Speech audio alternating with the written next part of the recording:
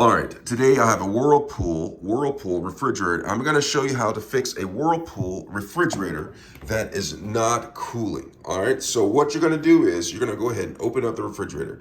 And I'm just showing you for this particular refrigerator, it may be similar to other Whirlpool refrigerators, but it may not. All right, so I'm gonna go down and I'm going to look right here. Do you see this control? See these controls right here? These are the controls for cooling the refrigerator. All right, so right now, this is the coldest setting for this particular Whirlpool refrigerator. And I can tell because right here it says all lights on for coldest setting. And look at this, all lights are on. Now, one of the reasons why yours may not be cooling is because all of these lights are not on. All right, so right here, there is a setting button right here.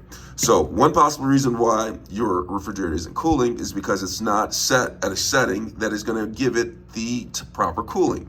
Now, if I press this, this is the lowest setting or the setting where it doesn't release the maximum amount of cooling right here. You see there's only one light on the smallest, let me get in closer so you can see that, smallest snowflake.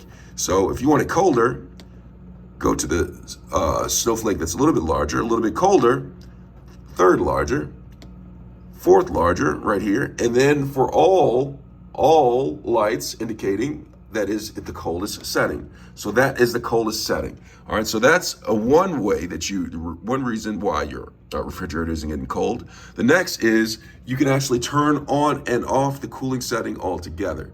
Now right here is the settings button right here. It says cooling on or off, hold for 4 seconds. So I'm gonna come up here and I'm gonna hold this for 4 seconds and see what happens. Watch this. No lights, wait, one, hold it for 4 seconds. All right, do you see that? Held it for 4 seconds. All of the lights are off, the refrigerator turned off, and it's not cooling whatsoever.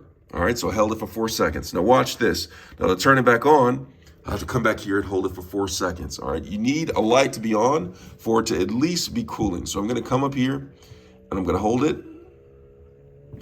And it turns back on the cooling and it goes to the recommended setting for this right here. And you can make adjustments. I hope this was helpful. I hope this solves your issue. Thanks a lot for watching.